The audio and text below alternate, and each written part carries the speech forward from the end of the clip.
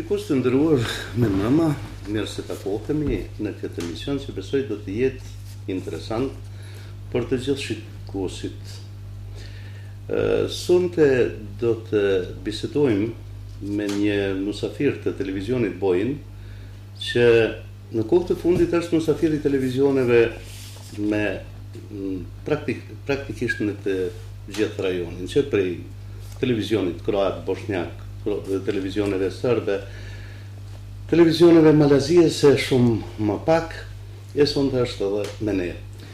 Pra, me ne sonte është dr. Miroljub Petrović, drejtori i Institutit për Medicinën ose Mjekësinë Natyrore në Beograd, që ka përfaqësinë e vet në Sacramento, në Shtetet e Bashkuara të Amerikës dhe një kohë të shkurtër ka përfaqësinë e vet edhe në Maltëzi.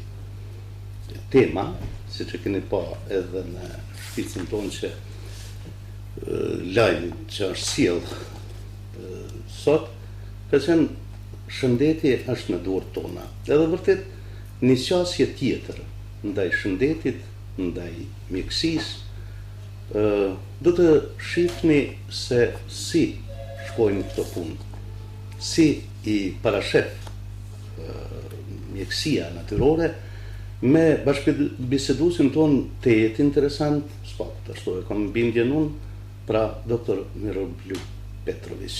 Doktore, dobroveče, dobrodošli. Dobroveče, bolje vas našli. U najavi sam rekao da ste u zadnje vrijeme dosta prisutan u televizijama, u medijima, na cijeloj ovoj teritoriji bivše Jugoslavije, od Hrvatske, Bosne, Srbije, malo manje u Crnoj Gori, mada bi trebali biti puno prisutni. Danas imamo čast da vas imamo ovdje sa nama u studiji. Vi ste direktor Instituta za prirodnu medicinu u Beogradu, imate predstavništvo u Sacramentu, SAD, i odskora predstavništvo i u Crnoj Gori. Sama riječ prirodna medicina, da li je to neka druga vrsta medicine, da li je to nešto što se suprotstavlja ovoj službenoj medicini, ili to ide u korak sa njom? Pa vidite, neko će postaviti pitanje, ako je ovo prirodna medicina, čime se vi bavite, da li to znači da je ova druga medicina neprirodna? Nisam htio baš tako, ali Pa, pitanje je na mestu zato što ono što možemo da vidimo, evo na primjeru ovog svinjskog gripa, da zaista postoji jedna neprirodna medicina, da postoji jedna zloupotreba medicine, da ljudi nikada nisu bili toliko bolesni kao što su danas, a nikada se toliko nije puno ulagalo u medicinu. Znači, danas se ulažu ogromna novčana sredstva u medicinu, a imamo da ljudi nikada nisu toliko bili bolesni. Naprimjer, jedan vrlo interesantan podatak da u Americi, u državi u kojoj se najviše ulaže u medicinu, neadekvatna, znači loša medicinska usluga je treći vodeći uzrok smrti u Americi. Vodeći uzrok smrti u Americi su bolesti srca i krvnih sudova, na drugom mestu rak, na trećem mestu neadekvatna medicinska usluga.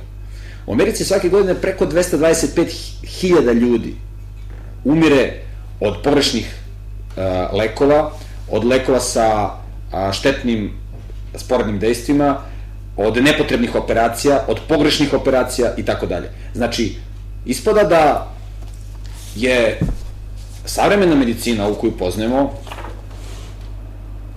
u rukama ljudi kojima je stalo do profita, kojima nije mnogo stalo do ljudskog zdravlja, i ono što možemo da vidimo jeste da zvanična medicina se bavi simptomima. Znači, boli vas glava, evo vam tableta, kad popijete tabletu, dok deluje tableta neće vas boleti glava, ali ne otklanja se uzrok bolesti. Ozbiljna medicina, prirodna medicina, je svesna da su glavni uzroci bolesti i smrti u savremenom svetu nezdrav način života. Znači, vodeći uzrok bolesti u savremenom svetu je nezdrava ishrana. Na drugom mestu pušenje, na trećem mestu alkohol. Ova tri uzroka čine 80% svih bolesti u savremenom svetu. Vi ste, doktore, direktno pa u srž teme. Znači, kako mi da tretiramo bolesti? Pa evo, šta su izazivači bolesti? Nezdrava ishrana, pušenje, alkohol. Odbacimo to što je nezdravo i organizam će procvetati. I to je ono čime se bavi prirodna medicina, vraćanje nekim prirodnim vrednostima, jer ako odemo u prirodu, Nigde nećemo vidjeti bolesnog vuka ili medveda ili lisicu. Zašto? Pa zato što žive po prirodnom zakonu. Savremeni čovjek je odbio prirodu, hoće da živi u neprirodnom ambijentu, u betonskim kutijama, da udiše prljavi dim, da jede nezdravu hranu, rafinisanu, hemijski izmenjenu, ne može da bude zdrav. Znači, hajde da se vratimo prirodi i bit ćemo zdravi. Kažete da se dosta ulaže u medicinu. Ovu konvencionalnu sam. Da, ovu službenu, zvaničnu medicinu. Moje mišljenje je da se ulaže više u tehniku za medicinu i u lijekove za medicinu. A zašto, šta mislite? Ne... U pitanju je profit. Pazite skupa dijagnostika. Vi treba da odete, aha, boli vas stomak. Idi na magnetsku rezonanciju koja košta 100 evra. To neko treba da plati. Ili će da plati socijalno osiguranje, ili ćete vi da platite iz svog džepa. Obično država to plaća, država ne može iz zdravstvenog fonda to da pokrije, pa se država zadužuje, pozajmljuje od istih tih koji uvode te instrumente skupe, od njih pozajmljuje novac da bi kupila te iste mašine. I tako država postaje zadužena. Nama nije potrebna skupa dijagnostika. Nama nisu potrebni skupi lekovi. Nama nisu potrebne bolnice sa skupim uređajima. Nama je potrebno da odbacimo ono što je štetno i da počnemo da živimo onako kako je dobro. I to je jeftino. Konvencionalna medicina ulaže mnogo novca, a rezultati su mali. Prirodna medicina, ozbiljna medicina, ulaže jako malo para, ulaže samo u kampanju, u poziv ljudima da razmisle o nekim jednostavnim stvarima kojima su živjeli naši preci. Naši preci su bili mnogo zdravi nego mi i ta kampanja podsticanja ljudi na ono što bi oni trebali da znaju i ono što znaju je primarni deo prirodne medicine. Kažete da se vratimo onome što su naši preci, što se tiče običaja, ishrane i tako dalje. Zdravlja, života i tako dalje. Ok. Da li možemo? Da li možemo da se vratimo tom načinu života danas? Prvenstveno, razmišljam ovako.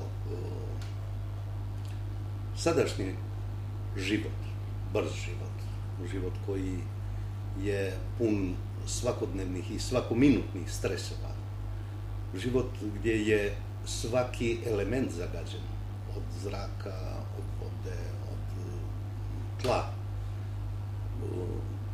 Praktično mi bi se možda mogli vratiti, ali gdje da se vratimo kad je sve to zagađeno, a naši preci nisu imali zagađeno tlo, zagađenu vodu, zagađen zrak.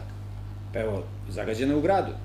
Otiđite 15 km van Podgorice, evo ja mogu da vam kažem moje iskustvo. Ja sam živio u gradu, na način kako ste vi opisali, brzo, jeo sam brzu hranu, živio sam brz život, živio sam način kako živi savremeni čovjek. Bio sam najbolji u tome čemu sam, bio sam najbolji student, da ne ispada da se hvalim, bavio sam se sportom i u tome sam bio među najboljima, imao sam dobar biznis koji je donosio veliki profit. Ja sam bio nezdovoljan, ja sam bio bolestan, ja sam bio nesrećan, vidio sam da mi nešto fali. I u tom svom traganju ja kažem, pitam ja moga oca, je li rekao, jedino što još nisam probao, nisam ove moje pretke iz Malesije, iz Kuča, pitao da vidim kako i oni žive, nisam još jednom kod njih bio. Jel imaš ti telefon tamo od ovog mog našeg strica u Kučima? Miša Miljanova. Kaže, evo ti, nemaju oni telefon, ima tamo zadnja pošta, Ubli i tako dalje, ja napišem pismo, kaže, dođi. Ja dolazim 15 km od Podgorice, prirodni ambijent, čist vazduh, izvorska voda, puna kuća čeljadi, zdrav ambijent, gostoprinstvo kako ne možete da zamislite. I ja vidim jedan drugi svet. Svet ljudi koji ima ispred sebe baštu, koja je organska, koji proizvode krompir, luk, šargarepu, maslinu, kivi, nema šta ne proizvode. Koji su srećni, koji žive u kući od kamena koja se zagreva šporetom na drva, gde je mnogo prijatnije nego u onom centralnom gnezdu gde ja živim, kao da sam došao na neku drugu planetu, gde ljudi drugačije žive. Pazite, samo 15 km. I vi ste pitali da li je to moguće. Evo, to je na dohvat ruke.